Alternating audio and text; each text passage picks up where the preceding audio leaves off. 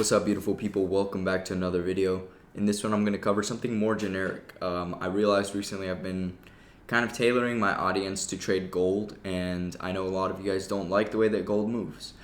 If you were to learn what I know and you're available during like the afternoon during Asia session, then it's literally like the most perfect session, and it might even be better than New York, like for catching the daily bias, because the daily candle has yet to expand, and you're basically questioning where it's going to go, right? And there's always an opportunity in Asia session to catch that expansion of the daily candle, right? But for those people that don't like trading that way, I'm going to teach you guys a generic way to trade this on any session that you use, any pair, during any like time, right? For you, it's going to be way different than it is for me.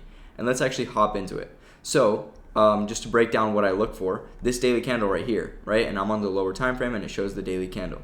So what I typically look for is the expansion of this daily candle, which is opened during Asia session, right? So that's why I love trading Asia. It's because if we get this expansion on Asia, then we're practically catching the very high of this daily candle before it expands. And for me, it's at a really good time, and therefore I was looking for a pair where I could trade basically Asia session that actually had a lot of volatility, and that was gold. Gold moves like crazy during Asia, London, and New York. So it's probably one of the best pairs out there right now. Especially if you learn how to trade fair value gaps. It's so nicely manipulated. And so I don't understand when people say, oh, I don't like the way that gold moves, you know? It doesn't make sense to me because I've been trading it for such a long time that it's better than even NASDAQ. Like, I really dislike the new week opening gaps that happen on NASDAQ because it just overcomplicates things a little bit. On the other hand, you do have the SMT divergence that you can use with NQ and ES or US30, and those are nice. Like, there's ups and downs, pros and cons, but for me, the biggest thing was just time. It works the best for me. And what I want to tell you guys is try not to copy people on YouTube. Like, try not to copy when people teach you how to trade. Instead, learn what they know and how they take advantage of, like, how specific things move. And then go apply it to your pair that works during your, like, time zone. For me, the main thing is just time, right? I have time during Asia session, and therefore I love trading it. Now, if I was not trading during Asia session because I couldn't, and instead New York was in the afternoon, then I would trade a USD-based pair like NASDAQ because that moves and starts to expand during New York session. And therefore, I would use the same knowledge that I have for gold on NASDAQ because it would be convenient for me. So what I want to tell you guys is stop trying to copy people's strategies word for word. That's not how it works. What works is like when you're in your best headspace and you can execute on what you know. And all you really need to know is like some daily bias and risk management, and you have to have an account that you can actually make money on. Once that happens, all that's left is having a decent model to execute on, right? And then obviously your headspace, like holding the trades, not over leveraging, not taking too much trades if your daily bias is wrong, because you want to be able to survive for the next day.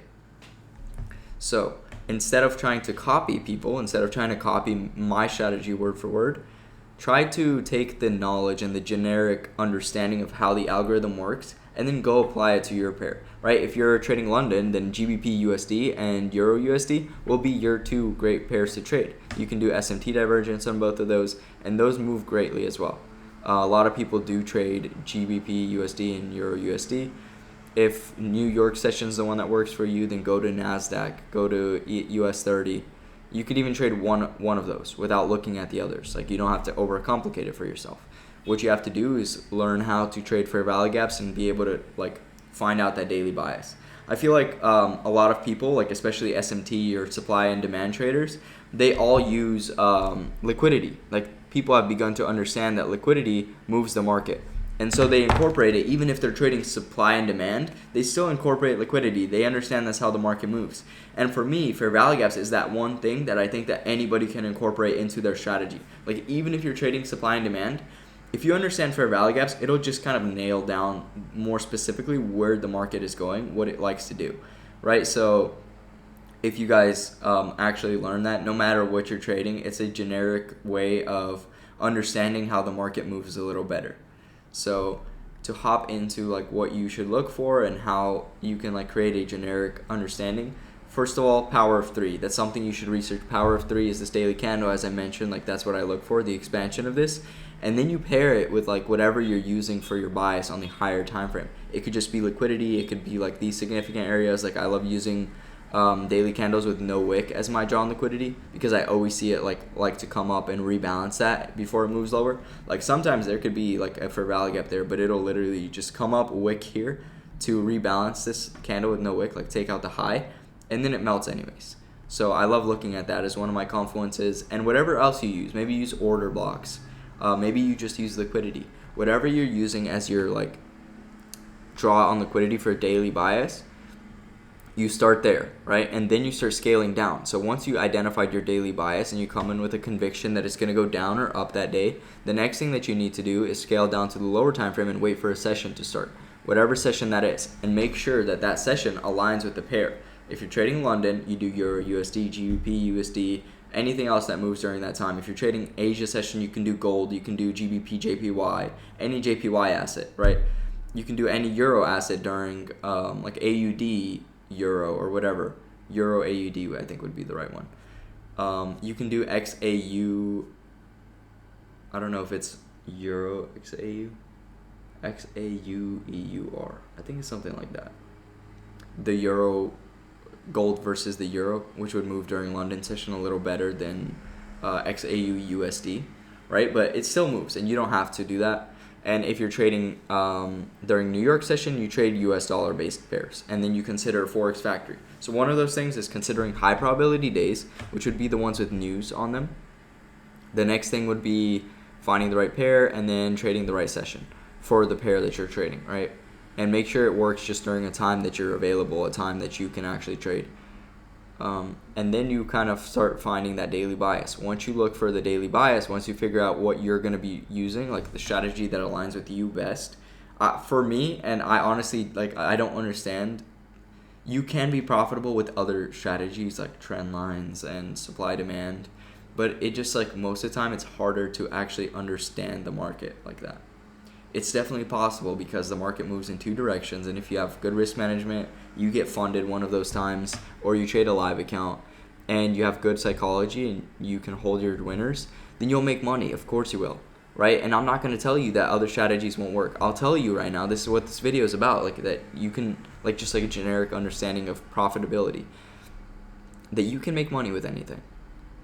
But the but here is that you won't understand it as well as you would if you learned fair value gaps. If you learn fair value gaps and learn how to trade with liquidity and time, you even learn quarterly theory or macros, and you'll nail a strategy so well that you'll literally understand the market so well. With like trend lines, you can look at it, but it's not actually the way that the market works. It makes a lot of sense when you learn that the market is like algorithmically manipulated, and fair value gaps are those things. Like, I've been trading like my higher time frame narrative with such a high win rate. Like, if you join my Telegram and honestly just scroll through, you'll see that the weekly analysis I do at the start of the week is basically like 99% win rate. Like, I'm right about where it's heading on the higher time frames, and the only time I ever really like lose my trades is on executions. If I'm over leveraging and I add too much positions, then it moves back a little bit, or if a random like news event that I wasn't expecting hits the market, or any of the other little mistakes that I can make, or I'm wrong on the daily bias, right? I can know where it's going on the weekly time frame, where it's up, but then in a specific day, I'm like, oh, I think I might pull back a little bit. Like earlier this week, I was expecting this one to pull back into this right here, right? And now that's what I'm targeting, right? But before it ran here, I was expecting this one to pull back because it barely missed this one, and it didn't pull back. It instead just ran from this daily fair value gap. So that would have been like a day where I'm like, I'm trying to sell a little bit lower, and it's not giving me my target, so therefore I would lose that trade. That doesn't mean I'm wrong, right? I know that there's other confluences that are supporting. I know what the higher time frame target is. Like the last week, I was literally talking about all the targets that we were aiming for, and it's like all those targets got hit, and it's just beautiful to see. And even then, it's like I might have not executed every day properly. I might have still taken a lot of losses.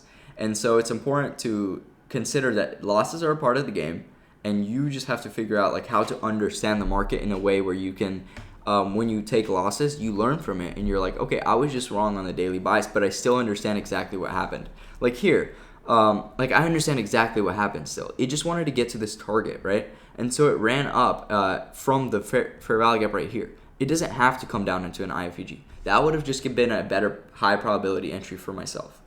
And it obviously didn't do that. It ran up, hit the target anyways, and then started melting off from the target. And now we're likely to tap in before we continue higher. So I have like a model and a way of understanding the market that actually helps me execute and like learn from stuff. Whether I win or lose, I'm learning what the market is doing. I'm seeing different scenarios of price action. And so I recommend you to actually study ICT. Like, as much as like people hate on him, it's like these concepts for rally gaps and all this stuff. And you don't even have to learn from him directly. You can just like learn the concepts that you need. You can watch like in my Telegram the stuff that I use, and then you nail it down. You're like, okay, this is the most important stuff. Like even order blocks, I don't use them that much. But other people formulate their entire strategies around it. But I noticed that you don't have to. If you trade for rally gaps, you basically just look for the close. And most of the time it only hits order blocks before the actual body closes. And so it's a little riskier if you're trading order blocks. And so I'm like, okay, let me toss that out the window. I use it sometimes and I consider them when they are there. But my strategy just revolves around fair value gaps and IFEGs for confirmation. And so I like nail down everything I learned from ICT. Like I have all these tools: new week opening gap, new day opening gap, midnight open price. And I just kind of like toss until I simplify my strategy so much that it makes a lot of sense to me. I'm able to execute with confidence and I understand the market. So you guys have to basically just like, because I'm not sending you off telling you guys that, hey, any strategy is profitable, so go learn some random nonsense. No, you can learn the random nonsense and you could become profitable over time because you like kind of adapt your brain and your mindset towards trading. But if you actually want to understand the market, then like these concepts are the way to go. You learn about inefficiencies, you learn about time and liquidity. And you basically just do your research on that stuff. Immediate rebalance is a really good concept, especially learn this after you learn for rally gaps because it's a little more complicated. But all this stuff is really good to learn and actually understand the market. Then once you have this down, you don't think about other things you can learn. You don't think about a strategy. Like just because you're losing trades at first, you don't think about that. Because genuinely from this, you already understand enough about the market. And what you should focus on is, instead of trying to find some other strategy, you basically just focus on using these tools because you can understand the market with them. You use the things that you know to forget, like make it like subconscious for you to identify where the market's going. And then what your focus is on is your psychology, holding your trades, getting out at the right time, and trading at the right time, being patient. Those things are the things that will make you profitable, that'll separate you from other people that know the same exact stuff but just can't seem to like get a funded account, just can't seem to make any money. So that's what you should focus on. You learn this stuff and use the higher time frame for your bias, go to the lower time frame to enter towards the higher time frame direction. Yeah, that's it for this video. Very simple, quick video. Wanted to break down to you guys that there's a generic like law that makes people profitable, and that law is mastering the strategy that they're using. And I'm just recommending to you guys, like, you can be profitable with anything, but I recommend you go study for rally gaps because you'll understand the market way better than you would if you just traded trend lines or if you just traded some random supply zones. It's like the research on these concepts was done so well that it's like you'll understand so precisely how it moves. It's like so nice to understand the market in this way, and I recommend you guys do that. But you can be profitable with anything as long as you stop focusing on changing your strategy and you start focusing on mastering your mind. You start focusing on mastering your patience. You start focusing on understanding high probability days. You start focusing on understanding times when you shouldn't trade, like consolidation or times where there is no session.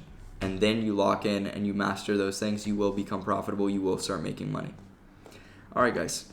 Catch you guys in the next video. Peace out.